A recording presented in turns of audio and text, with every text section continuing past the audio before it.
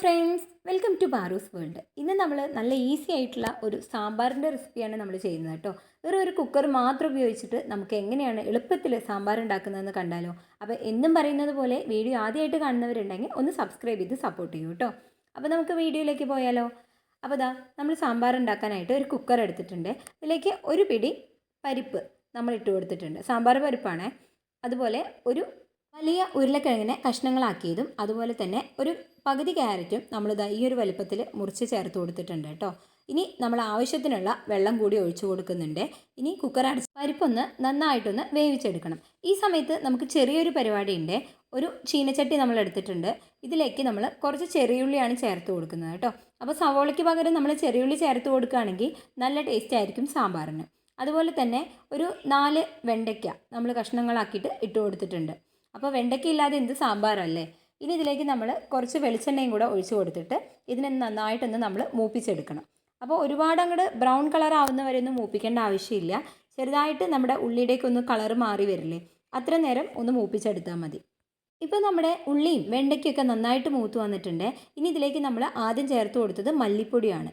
ഞാൻ ഏകദേശം ഇവിടെ 2 ടേബിൾ സ്പൂൺ മല്ലിപ്പൊടിയും 1 ടേബിൾ സ്പൂൺ മുളക് പൊടിയാണ് ചേർത്ത് കൊടുത്തിട്ടുള്ളത് കേട്ടോ. അപ്പോൾ എരിവുള്ള മുളക് പൊടി തന്നെയാണ് ചേർത്ത് കൊടുത്തിട്ടുള്ളത്. ഇനി നമ്മൾ ഒരു ചെറിയ ചൂടിൽ വെച്ചിട്ട് ഈ മുളക് പൊടിയും മല്ലിപ്പൊടിയൊക്കെ ഒന്ന് നന്നായിട്ടൊന്ന് മൂപ്പിച്ചെടുക്കണം. ഇപ്പോൾ എല്ലാം നന്നായിട്ട് മൂത്ത് വന്നിട്ടുണ്ട്. ഈ സമയത്ത് നമ്മുടെ പരിപ്പും കഷ്ണങ്ങളൊക്കെ ഒന്ന് വെന്തോന്ന് നോക്കാം. അപ്പോൾ നന്നായിട്ട് വെന്ത് വന്നിട്ടുണ്ട് കേട്ടോ. ആവശ്യത്തിന് ഉടഞ്ഞു പോവാതെ നമുക്ക് കിട്ടിയിട്ടുണ്ട്. ഇനി ഇതിലേക്ക് ബാക്കിയുള്ള കഷ്ണങ്ങളൊക്കെ ചേർത്ത് കൊടുക്കാം. മുരിങ്ങക്കായാണ് ഞാൻ ആദ്യം ഇട്ട് കൊടുത്തത് കേട്ടോ. ഇനി മുളക്, അത്യാവശ്യം എരിവുള്ള ഒരു മുളക് ഞാൻ ചേർത്ത് കൊടുത്തിട്ടുണ്ട്. അപ്പോൾ നിങ്ങൾക്ക് എരിവിൽ വ്യത്യാസം വരുത്താം. ഇനി അടുത്തതായിട്ട് ഞാനിതിലേക്ക് ചേർക്കുന്നത് തക്കാളിയാണ്. അപ്പോൾ നമ്മുടെ സാമ്പാറിൽ തക്കാളി കൂടുതൽ ഉപയോഗിച്ച് പുളി കുറച്ച് ഉപയോഗിക്കുകയാണെങ്കിൽ പലഹാരത്തിനൊക്കെ നല്ല ടേസ്റ്റ് ആയിരിക്കും. ഇനി അടുത്തതായിട്ട് നമ്മുടെ നേരത്തെ തണുക്കാൻ മാറ്റി വെച്ചിട്ടുള്ള വെണ്ടയ്ക്കയും അതുപോലെ ചെറിയ ഉള്ളിയും ചേർത്തിട്ടുള്ള ഈ ഒരു മിക്സാണ് ഇട്ട് കൊടുക്കുന്നത്. അപ്പോൾ അതും കൂടി ഇട്ട് കൊടുത്തു.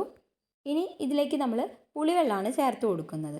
അപ്പോൾ ഞാൻ ചെറിയൊരു നെല്ലിക്ക വലിപ്പത്തിലുള്ള പുളിയുടെ വെള്ളം മാത്രമാണ് ചേർത്ത് കൊടുത്തിട്ടുള്ളത്. നിങ്ങൾക്ക് പുളി അധികം ഇഷ്ടമാണെന്നുണ്ടെങ്കിൽ അതിനനുസരിച്ച് നിങ്ങൾക്ക് ചേർത്ത് കൊടുക്കാം കേട്ടോ. അപ്പോൾ പുളിവെള്ളം കൂടി ഒഴിച്ചു. ഇനി നമ്മൾ ഇതിലേക്ക് ആവശ്യത്തിനുള്ള ഉപ്പ്, കല്ലുപ്പാണ് ഞാൻ ഇട്ട് കൊടുത്തിട്ടുള്ളത്. ഇനി മഞ്ഞൾപ്പൊടി, ഇത്രയും മാത്രമാണ് നമ്മളിപ്പോൾ ചേർത്ത് കൊടുക്കുന്നത്. ഇനി ഇതൊന്ന് നന്നായിട്ടൊന്ന് ഇളക്കി യോജിപ്പിച്ച് കൊടുക്കുക. എല്ലാ ഭാഗത്തും ഒന്ന് നന്നായിട്ടൊന്ന് യോജിച്ച് വരുന്നവരെ ഒന്ന് ഇളക്കി കൊടുക്കുക. ഇനി വീണ്ടും നമ്മൾ കുക്കർ മൂടിയിട്ട് ഒരു വിസിൽ കൂടെ അടുപ്പിച്ചെടുക്കുന്നുണ്ട്. അപ്പോൾ ഒരു വിസിൽ അടിച്ചു. അതിന് ശേഷമാണ് ഞാൻ നിങ്ങൾക്ക് കാണിച്ചു തരുന്നത്. നമ്മുടെ സാമ്പാർ നോക്കിയൊക്കെ നല്ല മണം തന്നെ വരുന്നുണ്ട് ഇപ്പം തന്നെ. ഇനി നമുക്ക് ഇതിലേക്ക് കുറച്ചും കൂടെ ഐറ്റംസൊക്കെ ചേർത്ത് കൊടുക്കാനുണ്ട്. അപ്പോൾ ഈ ഒരു ലൂസിലാണ് നമ്മുടെ സാമ്പാർ ഇപ്പോൾ ഉള്ളത്. നമുക്ക് ഇത്രയും കൂടെ ഒന്ന് തിക്കായിട്ട് വരണ്ടേ. അപ്പോൾ സാമ്പാർ പൊടി ഞങ്ങൾ ഇവിടെ ഉപയോഗിക്കാറുണ്ട്. അപ്പോൾ ഏകദേശം ഒരു 1.5 ടേബിൾ സ്പൂൺ സാമ്പാർ പൊടി കൂടി ഇതിലേക്ക് ചേർത്ത് കൊടുക്കുന്നുണ്ട്. അപ്പോൾ സാമ്പാർ പൊടി ഇട്ട് കൊടുത്തു. ഇനി ഒന്നും കൂടെ ഒന്ന് നന്നായിട്ട് ഇളക്കി കൊടുത്താൽ നമ്മുടെ തനി നാടൻ സാമ്പാർ, ഈസി സാമ്പാർ ഇവിടെ റെഡി ആയിട്ടുണ്ട്. അപ്പോൾ ഞാനിവിടെ എപ്പോഴും ഉപയോഗിക്കാറ് ഈസ്റ്റേണിൻ്റെ സാമ്പാർ പൊടിയാണ് കേട്ടോ. അപ്പോൾ നിങ്ങൾക്ക് ഇഷ്ടമുള്ള ഏത് ബ്രാൻഡ് വേണമെങ്കിൽ ഉപയോഗിക്കാവുന്നതാണ്. ഇനി നന്നായിട്ട് തിളച്ച് വന്നു. അപ്പോൾ നമ്മുടെ സാമ്പാർ ഏകദേശം ഇവിടെ റെഡി ആയിട്ടുണ്ട്. ഇനി നമുക്ക് കുറച്ചൊരു മേമ്പൊടിക്ക് ഒരു ശകലം കായം പൊടി കൂടെ നമുക്ക് ചേർത്ത് കൊടുക്കാം. അപ്പോൾ നമുക്ക് വറുത്ത് പൊടിച്ച കായം വേണമെങ്കിൽ ചേർത്ത് കൊടുക്കാം. ഞാനിവിടെ LGയുടെ കായം പൗഡർ തന്നെയാണ് എപ്പോഴും ഉപയോഗിക്കാറുള്ളത്. അപ്പോൾ നമ്മുടെ സാമ്പാർ ഇവിടെ റെഡിയായി. അവസാനമായിട്ട് കുറച്ച് മല്ലിയില കൂടെ ചേർത്ത് കൊടുത്തിട്ടുണ്ട്. ഇനി അവസാനത്തെ സ്റ്റെപ്പ് എന്ന് പറയുന്നത് കടുക് വറുക്കുന്നതാണ്. അപ്പോൾ നിങ്ങളെ ബോറടിക്കണ്ടെന്ന് കരുതിയിട്ടാണ് ഞാൻ എപ്പോഴും ഈ കടുക് വറുക്കുന്ന സ്റ്റെപ്പ് പറയാത്തത് കേട്ടോ. അപ്പോൾ കറിവേപ്പിലയും കടുകും ഉണക്കമുളകൊക്കെ ഇട്ട് നമ്മൾ നന്നായിട്ടൊന്ന് മൂപ്പിച്ചെടുത്തു. ഇനി നമ്മുടെ സാമ്പാറിലേക്ക് ഒഴിച്ചു കൊടുക്കുകയാണ് കേട്ടോ. അപ്പോൾ നമ്മുടെ പെട്ടെന്ന് സിമ്പിളായിട്ട് തയ്യാറാക്കാവുന്ന സാമ്പാറിൻ്റെ റെസിപ്പി ഇതാണ്.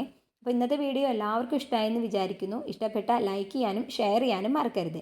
വ്യത്യസ്തമാർന്ന മറ്റൊരു വീഡിയോയുമായി നമുക്ക് വീണ്ടും കാണാം. Thank you for watching.